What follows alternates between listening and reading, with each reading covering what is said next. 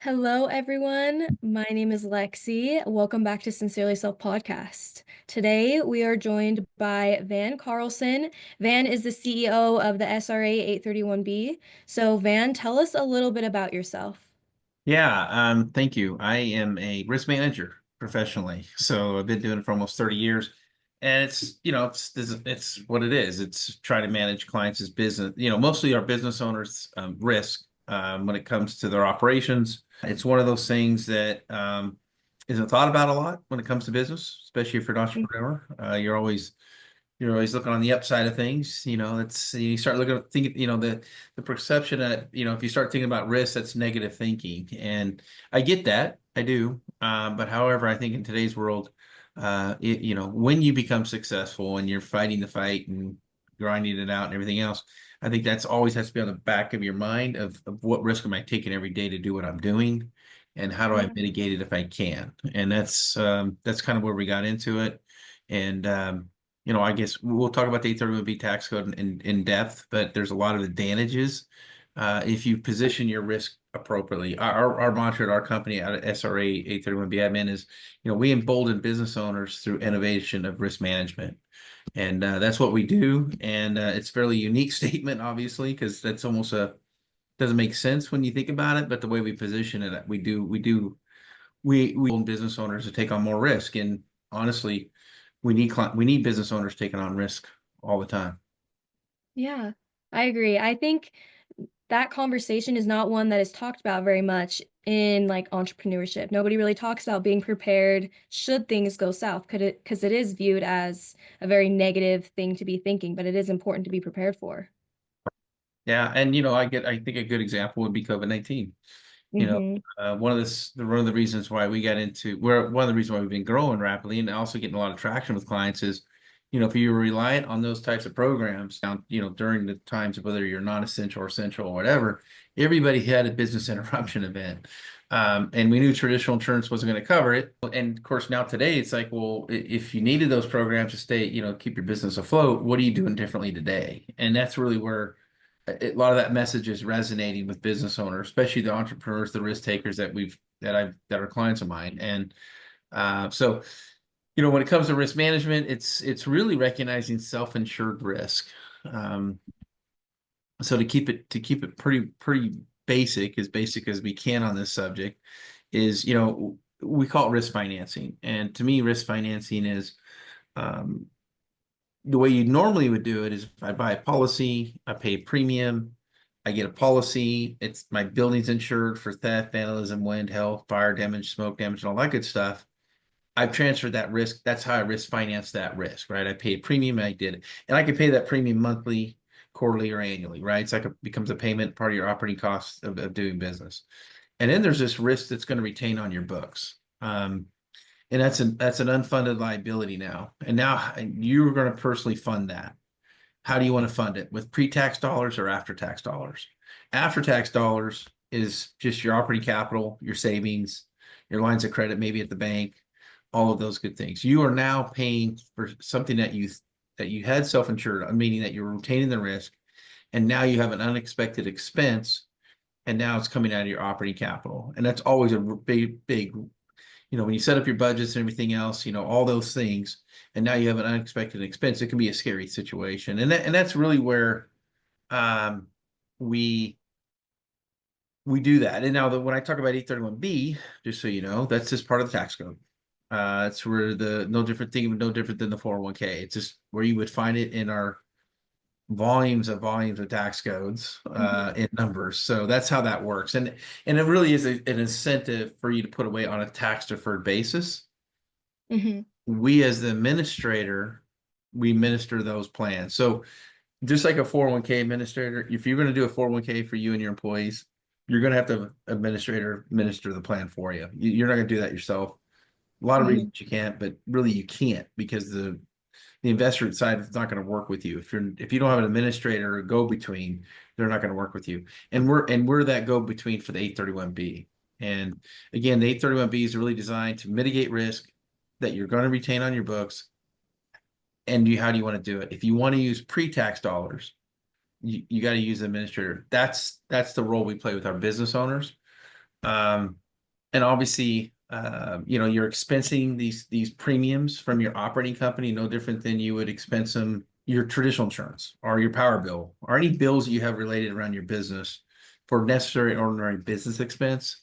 Property casualty insurances are definitely one of those you can expense. This falls under that line item.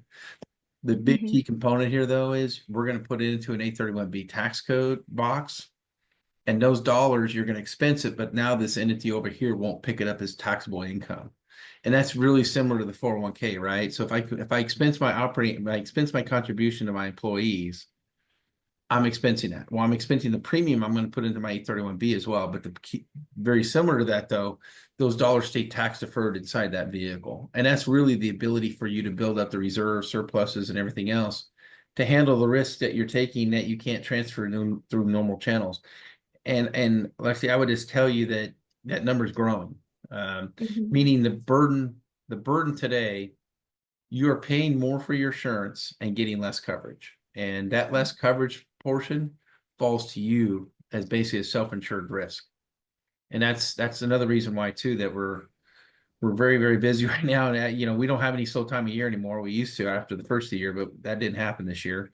And it's because Hmm. of the current insurance market we find ourselves in too. I think it's becoming more and more stressed to the point, and a lot of the LA fires aren't even priced in yet to this year's renewals. That could very well be, and more likely it will be the largest one event in our history of a loss. They're talking now for over 250 billion, which that would be Wow. a normal year of loss for the whole year, including hurricanes and everything else. So that loss in LA is really, really significant. And I'm afraid that the traditional insurance companies are just going to find it harder and harder to increase risk for, appetite for the risk, and then to even maintain some of the risks they've been traditionally having. I just think you're going to have higher deductibles. You're going to have the larger first dollar, out of your pockets, all those types of things. And that's really um, and that's some of the things we're dealing with all over the country, not just California. And by the way, we all pay for that loss. I mean, there is no nobody's getting off the hook. I mean, everybody gets subsidized, especially when you have that kind of a loss. Oh yeah. Yeah. Yeah, how the insurance market is right now, with the small business, how is 831B going to benefit them? Yeah, great question. It gets back to um the risk that they're retaining on their books. I think today, like for example, we look at cyber today, we look at brand protection, we look at supply chain risk, we look at a complete business interruption policy, so you're not having to rely on PPP. Hmm. It's really building a rainy day or war chest, depending on how you need to use it, on a tax deferred basis, which all that means is I have more dollars to work with now. Hmm. So when the unexpected happens, I've just got a lot more money on sitting on the sideline to help me mitigate that risk more effectively. Because if I didn't have that, I could use my after tax money. I can be disciplined enough, put aside, hey, I've got this risk. I know it's out there. I need a fund for it. I'm going to pay my taxes on it, and then I'm going to set it off to the side. That's takes a substantial amount of discipline in today's world, especially if you're an entrepreneur and you want to grow your business. And we typically put everybody all the money back into our company that in order to grow it. Uh, Yeah. so that's one thing. The other thing is you just have a lot less dollars to work with, right? So, and that's really where the biggest thing is if you're having a good year, you expanded, you had good positive growth, margins are better, whatever's going on in the world, you have a tax liability now. Just to take a portion of that off and park it off to the side is not only good risk management, it's just good business. And the Mhm. 831B tax code allows you to do that. Getting back to our role to play with our clients, we need to build and form a box that needs and look and feel like an insurance company. So Yeah. what we do as an administrator, we admin insurance companies. We manage the insurance company on behalf of the client that owns it. And that could be the operating company that we're insuring for that have risk, and or the same owners of the operating company can own this. Now the box itself will be a C corp. It'll be a shareholders and all that kind of stuff. So that's kind of how that works. Again, And might be a lot to absorb from some folks. I don't want to make it too complicated, but just know we are setting up a separate company for the benefit of the operating company to ensure risk that currently they have unfunded liability on their books, and how do we fund that more effectively? And that's utilizing a tax deferred dollar. Yeah. I think this information is so vital. I know what you mean when you're like, I don't want to like overwhelm with the amount of information, but I think we're in an age of entrepreneurship. A lot of people are wanting to start businesses, but it's important to know about, almost preparing for the when, not the what if, when it comes to risk. So I think it's really good information for people to have. Yeah, and I would say too that if not now, in the future, and that's really our role. That's why, I appreciate being on your podcast. If I reach one person on your group, I've done our job today. And I say that because it's the educational part. It's just being aware, right? Understanding that there's other tools out there that help, that maybe take some of these sleepless nights away. And if you're in a growth mode of your business and you don't have a lot of tax liability, that's fine. This tool's probably not for you at this point in time, but eventually as success grows, um, this tool will become more viable to you. And I do think that's like anything else, knowledge is power. Hmm. Taking some time to understand that these tools are out there, understand that if you're out competing with big, large companies, these are the types of tools they do all day, and they leverage this stuff all day long. They're very good at it. I learned a lot working with those types of companies, and I kind of wanted to bring it down to the small to mid-range, family-ran, partnership type successful enterprises, but made it to from a cost structure standpoint that was viable it was affordable to them, and that's what we've done. We're the largest manager of 831B plans in the country. We have currently over 800 active plans, and we're on track right now to double that in the next 3 years. And obviously there's tax incentives and all that good stuff, and I'm good with all that. Congress knows what they're doing when they want a certain manipulation of the American taxpayer. They carry Hmm. incentives, and they kind of can manage that behavior a little bit, or kind of push people over to that behavior. So I would tell you that Congress is a great proponent of this. They love this program. It's a huge benefit for small business. But at the same time, it's a timing issue with a lot of business owners. It's a cash flow need. All of those things go into that play. And like I said, I think the biggest thing is just getting to. We're educators first and foremost. We want to make sure they, hey, these types of tools are out here. Hmm. They're available to you.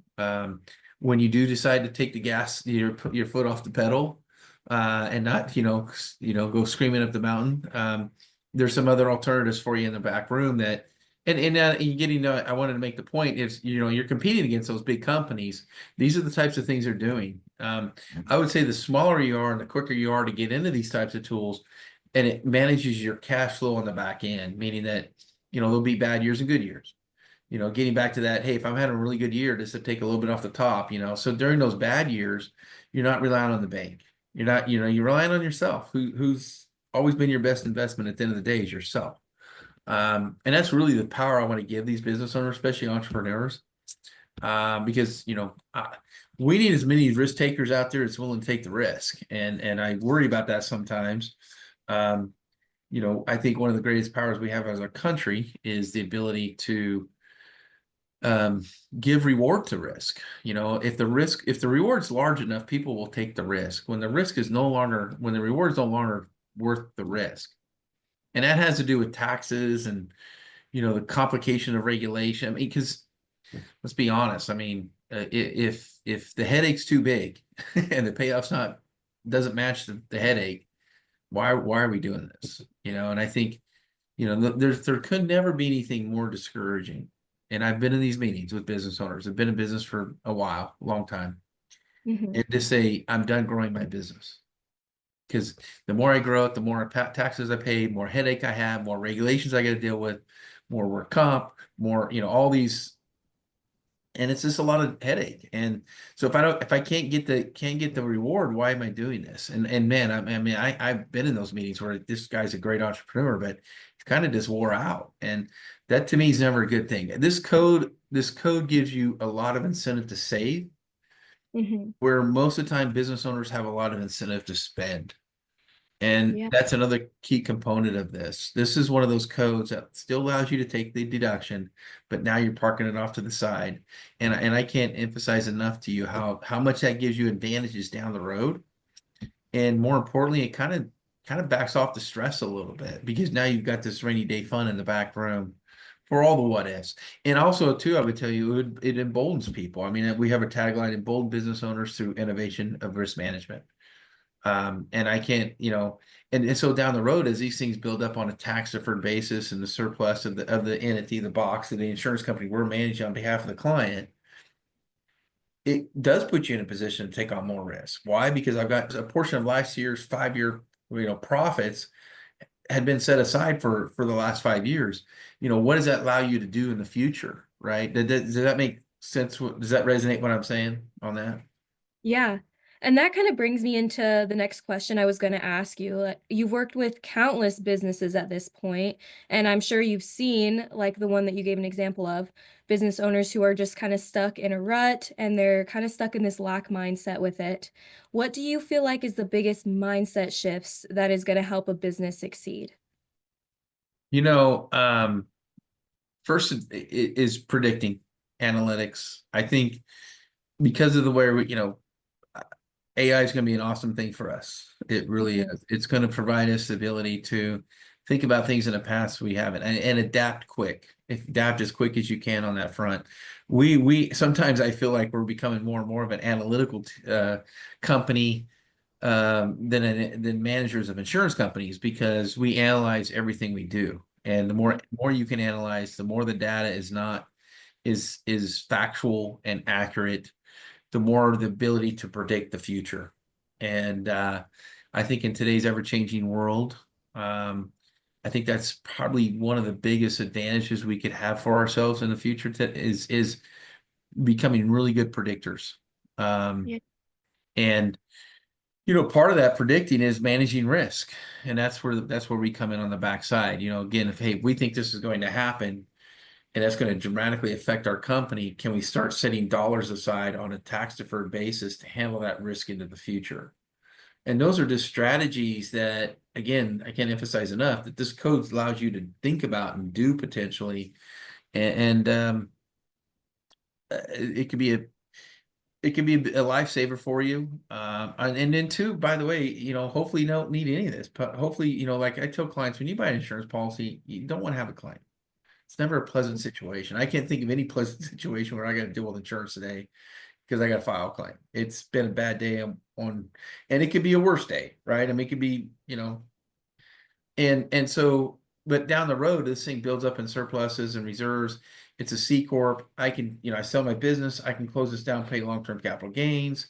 It becomes a long-term investment vehicle too, hopefully for the business owners because they didn't have claims and they, even though they set aside all these dollars and now they're able to, even go off to the sunset with even more dollars in their pocket, enjoy the lifestyle that they've all been working towards because they're no longer own a business, right? And so those are just big, that's hopefully the long-term plan, right?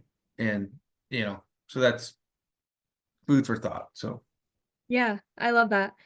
What would be, out of all the businesses you've worked for, what is one experience you had kinda consulting with a business that, kinda proved this to you, proved the benefits of the 831(b) plan? oh yeah, many, many, many. Mhm. I would tell you a lot of my clients, they in the beginning they said, "Oh man, I'm doing this for taxes. I don't really." And within a year, they're calling, "Well, I got a claim." And I can think of situations where social media was detrimental. Oh, yeah. Whether it was a person that was pretty much accused of something that they didn't do, but it didn't really matter in the eyes of social media today, obviously. But serious brand damage to the company. We were able to file, go through the mechanism, be able to pull on that reserve surplus.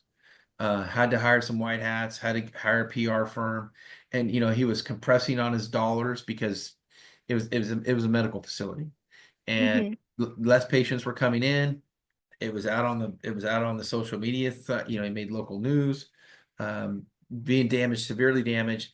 And from an economic standpoint, he just had a lot less clients all of a sudden. But meanwhile, he had to come up, and in order to get over all that, he had to come up with a big infusion of cash to do the things that he needed to do to really rebuild his brand. Yeah. Um, and that quick response made all the difference in the world. He's still in business to this day. Sometimes, man, even from a brand damage standpoint, in the world we're in today, um, some people don't survive it. I would say the smaller the business you are, the more likely you won't survive it. Yeah. Um, and that's really becomes problematic in itself. But that's just one quick example. I can think of a lot of things during COVID. We got apartment complexes, we got a hotel, we got hospitality clients. Some of those guys were devastated during COVID. The people, even a lot of the different government programs still didn't provide enough for them, and they were able to fund for this, and really draw on these dollars when they really needed them, because those loans don't go away. If your occupancy goes down to 30-40%, those you can't call the bank up and say, hey, I can't make the loan payment this year or out of this month, right? I mean, that doesn't work. So those Hmm. are all the things that we've seen done. I would say recently, we've dealt with a lot of dispute resolution stuff where we've built risk around that, and that's just simply because we're in a litigious society. We are seeing more and more employer-employee type relationship lawsuits, which falls under employer liability practices, but we're seeing some exclusions come in, or they have too small of limits. Hmm. And we're seeing a big speak up on that. So, unfortunately, we're on that risk side of things where we deal with some really unique situations, to some common situations. But I would tell you that, one of the best compliments I get as a risk manager, and never dawned on me until it was said. And one of the things a business owner said to me this several years ago, and since then have several other clients say it. Van, I just sleep better at night knowing I've done your program. And I think that's one of the best compliments a risk manager can get, because most entrepreneurs I know, including myself, don't sleep that great. And so, too much on our minds. And, if I can help anybody sleep a little bit easier, because they've done our program, I'll chalk that up to a win. So. Yeah, I think your company is just a true testament to the fact that it never hurts to prepare, and it's going to help you in the long run to be prepared if things were to go awry. Yeah, absolutely. And hey, I hope they don't. And if you don't, you really win. Yeah. Yeah, yeah. So the last question I have for you, Van, is what advice would you give to a business owner who's still in the first couple years of their business? What advice would you give to them? Honestly, I think, like I was saying earlier, predictability. It becomes huge. And maybe this wasn't even a thing 20 years ago, because you were just at the whim of things. But with technology and analytics and the data you're collecting, and through your CRM systems and all that, is just predicting demand, predicting, growth in markets that maybe weren't you could and because of the all that stuff that's out there today, I think the analytics is getting huge, bigger and bigger. And slow down a little bit. I'm all about making quick decisions, but I think sometimes we can, if you're running all the time and you're working in the business all the time, then I just ask who's working on it. And sometimes we get lost in working in it, because we want to hit our goals, we want to hit our growth, we want to hit our sales, we want to grow, grow, grow, grow, which I'm all about. But just Hmm. I'm more interested in the strategic growth. I think that's the maturity of a business, is when it does sit back and say, what is realistic? What is our strategic growth? All of those things start to show, and it takes a while. It takes 3 to 5 years to get through there. Meanwhile, you get your head down and you just plowing away, but eventually you got to look up and slow down a little bit and become more strategic with your decision making. And I think, like any tool in the toolbox, and this is 831B is by no means a silver bullet. It's just another tool in the toolbox. I think you Hmm. owe it to yourself as a business owner, as the risk taker, to look at everything that's available to you. Never stop learning, and do your own due diligence. Don't take anything at face value. I think in today's world, we've got all sorts of things at our fingertips that we can do our own evaluation and come to our own conclusions, and work with trusted advisors you obviously trust, but at the same time, go with your gut. I don't think if you get through the 3 to 5 years, Your gut, you obviously you got great instincts, and and that's just your gut talking to you. And what from my experience. Hmm. Yeah, that's amazing insight. I love that you focus so much on trusting yourself because at the end of the day, that's the one who's been with you through the planning of the business, through every aspect of it. So it is so important to have that trust with your instinct and being able to trust your gut. Absolutely. And the more you lean on it, I think the more accurate it becomes. And um, it has not done me wrong. And believe me, this what I've done, and I call her, we're 17-year overnight success story now, right? I mean, that's nobody's ever seen the grind, nobody's ever seen the headache, the pain in the back room, everything else like that. And so I can sit here Hmm. and say, yeah, we're a success now, but a lot of grind in the middle, a lot of uncertainties, and but that's true of any business. I mean, especially if it's a new kind of concept that you're trying to bring to market, it's a new product you're trying to bring to market. Any of those things, Hmm. it even adds more challenges. Sometimes you wish you had more competitors in this space because maybe it'd be a little bit easier. But we'll get there. I do think it's going to become a normal business practice from Hmm. our point of view, and not out of the necessity of taxes, but more of a necessity of managing your own risk. And I don't see that going anywhere. But I see that aspect of a business becoming more complicated with time. Yeah. I think as an entrepreneur, you were mentioning like the toolbox. I think you can never have too many tools in your Yeah. toolbox as an entrepreneur. And I think SRA 831B is such an amazing tool for entrepreneurs to have. So thank you so much for sharing a little bit about it, sharing kind of what you guys do over at your business, and giving us some insight. Yeah, my pleasure. Thank you. Yes. So I will have all the information for Van linked in the show notes so that you guys can go check that out. I know I have quite a few entrepreneurs who listen to the podcast. So I really, really advise you guys to go check that out, just learn a little bit about it. And Van, thank you for joining us this week. Yeah, it's been my pleasure. Thank you. Yep. And I will see you guys next week.